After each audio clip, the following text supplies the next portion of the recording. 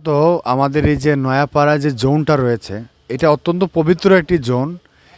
এইখানে অনেকে আসলে একটা কথাই বলে আমাদের সনাতন ধর্মে যে মানলে শিব না মানলে পাথর। আসলে এইখানে অনেকে প্রমাণ পেয়েছেন, অনেকের মুখ থেকে শোনা অনেক মহিমা আমরা ছোটোবেলা থেকেই শুনে আসছি এই জায়গাটির মহিমা।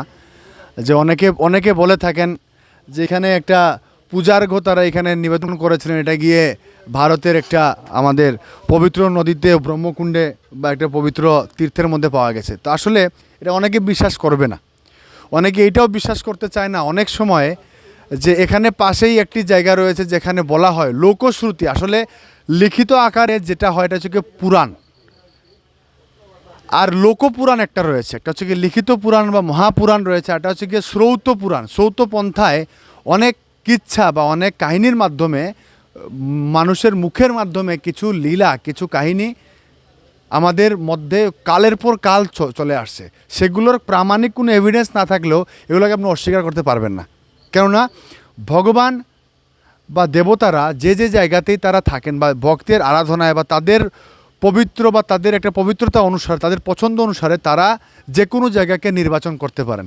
সেই ক্ষেত্রে সব কিছু আপনার শাস্ত্রে, এখন যদি শাস্ত্রে এসে বলেন যে এখানে কী ব্যাপার, এখানে তো কোনো বই পুস্তকে কোনো প্রামাণিকতা নেই, তাহলে সেটা ভুল হবে। কেননা এই জায়গাতে যারা যারা এসেছেন, আমরাও মাঝে মাঝে, আমি প্র্যাকটিক্যালি আমাদের বাইরে থেকে যারা গেস্টরা আসে বা বিভিন্ন বন্ধুবান্ধবরা আসে, প্রায় সকালবেলা ভোরবেলা অনেক সময় বা বিকেলবেলা আমরা জব করার জন্যে আর্নিং করার জন্যে আমরা এখানে চলে আসি।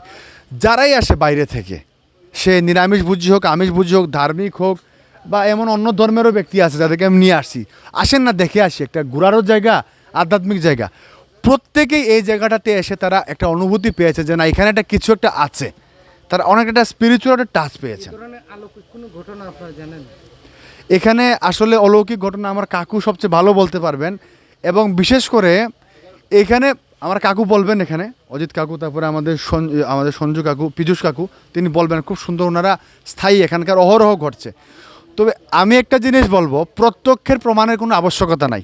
যারা বলতে পারে অলৌকিক কাহিনী শুনে আসবে, এদেরকে আমি অনুরোধ করবো, আপনার ভিডিওটা যাদের মাধ্যমে যার কাছেই পৌঁছাচ্ছে অনুরোধ করব, একবার টাকা পয়সা খরচ করে অনেক জায়গায় যান, কক্সবাজার যান, বান্দরবন যান, অনেক সুন্দর জায়গায় যান, এই জায়গাতে একবার আসেন, অনুষ্ঠান ছাড়া আসেন, ফেস্টিভ্যাল ছাড়া আসেন, সকালবেলা আসেন, খুব সকালে 5:30 6টার দিকে, নয়তো দুপুরবেলা আসবেন 12টা 1টার দিকে, না হইলে 5টা 6টা ওই টাইমিংটা আসবেন, যখন মানে ত্রিসন্ধ্যাটা লাগে ওই টাইমটায় আপনি আসবেন।